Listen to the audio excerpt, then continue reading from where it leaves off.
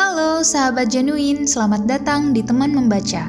Kenalin, nama aku Diska, Laboran Laboratorium Bimbingan dan Konseling UNES.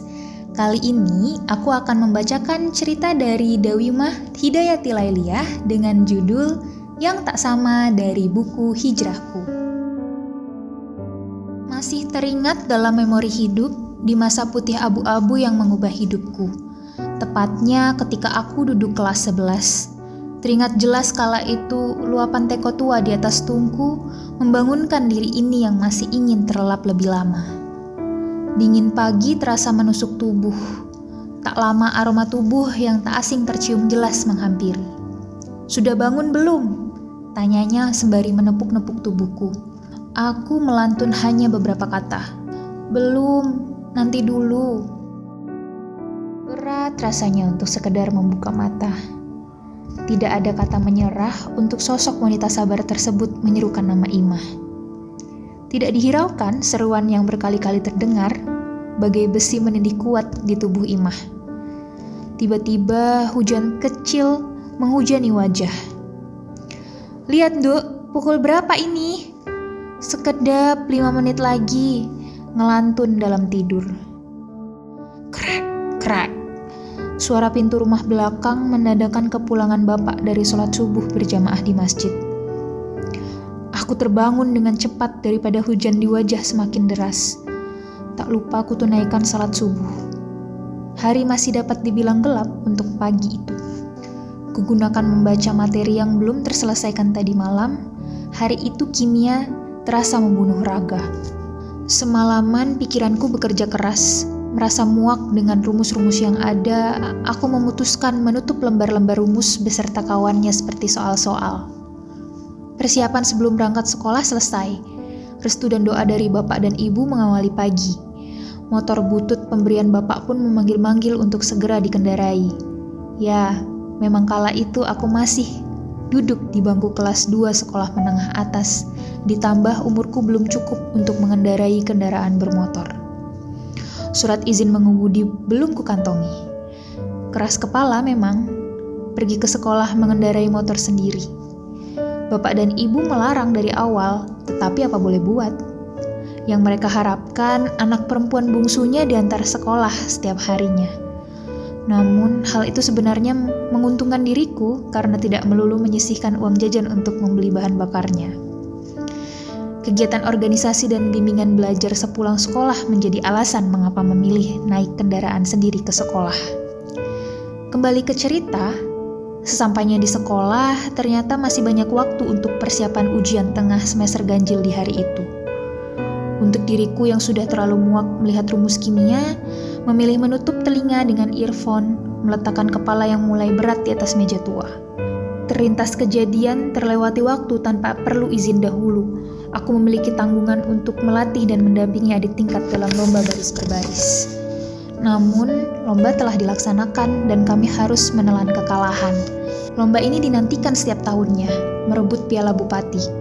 Anggota terbaik dalam regu tiap sekolah akan dibidik untuk menjadi next paskibraka tingkat kabupaten. Tidak bermaksud sombong, kala itu aku sudah menjadi senior.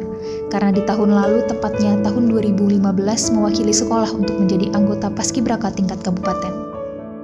Kring, kring.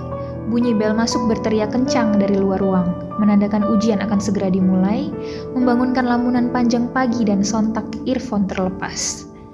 Ujian dimulai, 2 jam berlalu, peran otak pun selesai. Segelas coklat dingin kantin depan sekolah, pendingin pikiran dan hati. Hampir 2 jam bergelut dengan soal yang tidak ingin ku kerjakan lagi. Terkadang merasa anak jurusan IPA, tetapi kimia saja lemah. Terbersit memang tantangan itu perlu hadir dalam hidup. Terdengar cengkrama yang sama di ruang yang kusebut kantin. Tidak lama datanglah segerombol kawan satu kelas, inisial A, U, R, dan V. Sekelompok orang dengan berbagai karakternya. Mereka tergabung dalam lomba 1 minggu yang lalu, menawarkan syukuran sederhana atas kekalahan lomba. Memang aneh, di mana orang lain biasanya merayakan kemenangan, namun berbeda dengan kami yang justru kekalahan yang dirayakan. Lucu memang. Hal itu dilakukan bukan semata-mata merayakan, tetapi kami rindu akan waktu kebersamaan selama latihan. Tidak perlu waktu lama mengambil ajakan mereka. Hari itu mata pelajaran yang diujikan hanya 1. Artinya pulang pagi menyapa kami. Pulang pagi bagi anak seusia kami sangatlah dinanti. Yang biasanya pulang sore, di hari itu tidak. Diputuskanlah makan-makan sederhana di rumah salah satu kawan berinisial R. Tanpa pamit orang rumah, aku melaju. Masih sangat amat teringat di hidupku hingga detik ini. Ketika itu di siang hari, di mana awan mulai berubah kelabu. Namun tidak menghalangi langkah kumpul dengan kawan. Kami mulai keluar dari gerbang sekolah. Kawan-kawan sudah mendahului menuju rumah salah satu kawan. Membuat diriku tertinggal jauh dari yang lain. Baru setengah jalan menuju rumah kawan, dari raut muka yang bahagia berubah seketika. Brak, brak, tin, tin. Gelap seketika pandangan. Mbak, sadar mbak. Mbak, buka matanya. Ku dengar setelah hantaman kendaraan menabrak diriku. Tidak parah memang luka yang kuterima. Seketika ku berusaha membuka mata, di situ sudah banyak orang yang berusaha menolong. Lantas dibawalah diriku ke tempat yang aman untuk diberikan pertolongan dan segelas air putih pemberian pemilik warung kecil setempat. Rasanya dunia ini terhenti begitu ku ingin menggerakkan tangan kiri. Hancur, sakit, dan kecewa melebur menjadi satu. Ingin memarahi diri sendiri. Pikiran tidak tenang, mencoba berpikir positif, namun tangan kiri sudah tidak dapat digerakkan. Meminta bantuan salah satu kawan untuk mengabarkan kepada kawan yang sudah lebih dulu di depan. Tidak selang lama raga ini sudah tidak kuat lagi menahan sakit. Pandangan sudah berubah meremang-remang. Saat itu rasanya takut dan malu sekali untuk sekadar memberikan kabar kepada bapak ibu yang sedang bekerja. Antara takut dimarahi dan membuat khawatir. Meminta tolong kepada kawanku berinisial U untuk mencarikan kontak orang tua di handphone jadulku. Mendengar kabar yang tidak diharapkan dari mereka, membuat mereka bergegas menuju rumah sakit, diriku dilarikan. Memang ibarat malaikat tak bersayap, kehadiran mereka menguatkan diriku. Berbalik drastis dari pikiran kalut, yang di awal berpikiran akan kena marah, tapi justru diberi dukungan dan doa. Dinyatakan di rumah sakit pertama tangan kiriku patah. Hancur rasanya. Ibuku pun berdiri kuat di samping raga yang tidak berdaya menerima kenyataan. Ku genggam salah satu tangannya dengan tangan kananku sembari menahan sakit amat luar biasa sakitnya di tangan kiriku. Selama perjalanan menuju rumah sakit kedua untuk dirujuk tindakan operasi, sosok wanita tegar duduk di sampingku mengusap tubuh layu hilang harapan. Air mata penyesalan jatuh di sepanjang jalan. Kata maaf terasa berat tersampaikan. Setibanya di rumah sakit kedua, jantung ini semakin berdebar, membayangkan hal-hal yang tidak semestinya. Sedari tadi, kupandang jam dinding di ruang UGD. Begitu cepat waktu berlalu. Harap-harap cemas menanti operasi, ibuku menyuruh sholat maghrib terlebih dahulu. Di situ kurindukan nikmat sehat, takbir dengan kedua tangan sulit kulakukan. Pukul 8 malam di salah satu tanggal pada Februari 2016 menjadi hari yang tidak akan mudah kulupakan dalam hidup. Genggaman tangan ibu di tangan kananku tak ingin kulepaskan. Terlalu cepat pintu ruang tindakan operasi tertutup. Dalam hati meminta kepadanya, sesekali memejamkan mata, mengingat dosa-dosa dan kematian dan memohon ampunan. Berharap diberikan kesempatan esok hari untuk mencium kedua tangan bapak dan ibu, mohon maaf atas segala kesalahan yang kuperbuat. Masa-masa menegangkan berakhir pukul 12. Hari tanpa izin berganti begitu saja.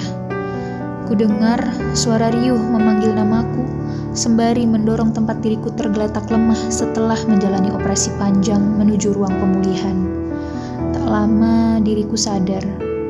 Bersyukur rasanya kehidupan keduaku setelah peristiwa hari lalu dimulai. Sinar mentari memaksa masuk melalui celah-celah jendela kamar aku dirawat. Terlihat tetes-tetes air hujan sisa semalam membasahi dedaunan pohon di dekat jendela. Berdiri tepat di depanku, dua malaikat tanpa sayap. Keduanya tetap tegar dan tersenyum hangat melihat kondisi putri kecilnya terbaring rapuh. Pagi itu kukumpulkan keberanian dan angkat bicara mengenai kronologi kejadian yang menimpa diriku.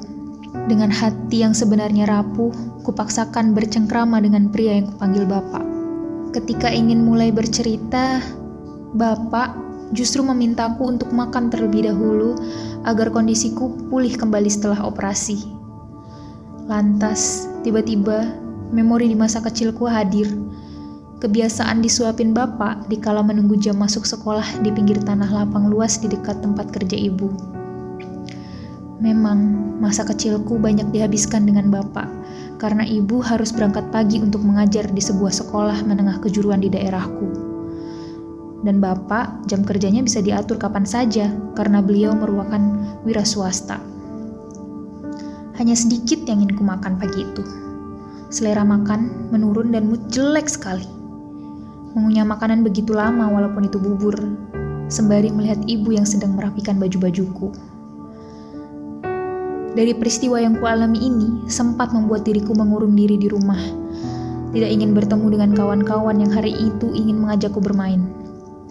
Pesan mereka tidak terbalaskan, walaupun tetap saja kurindu pada mereka. Ketika itu, yang ku mau hanyalah menghabiskan banyak waktu dengan keluarga, terutama dengan ibu.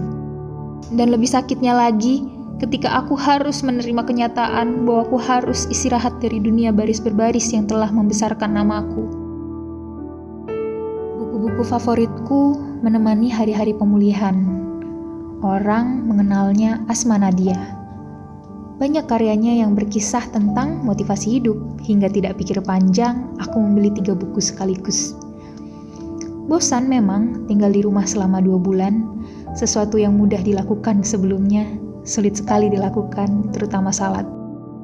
Di malam hari, terkadang saat semua orang terlelap tidur, mata ini tak ingin memejamkan dan tertidur. Tetes air mata membasahi pipi.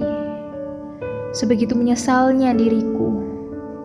Semenjak itu, aku tersadar, ridho dan waktu bersama keluarga sangat amat berharga. Sesusah dan seberat kondisi kita, sesibuk dan sejauh kita melangkah, ingatlah, rumah adalah surga yang indah untuk kita kembali. Itu tadi cerita dari Dawimah Hidayati Lailiyah dengan judul yang tak sama. Bagaimana sahabat? Bagus kan ceritanya? Terima kasih sahabat genuine yang sudah mendengarkan sampai akhir video. Jika kalian suka video ini, jangan lupa klik tombol like dan share ke teman-teman kalian. Terus support channel ini dengan subscribe dan nyalain notifikasinya supaya sahabat gak ketinggalan update video dari kami. Diska undur diri, sampai jumpa di video Genuine Channel selanjutnya. Bye!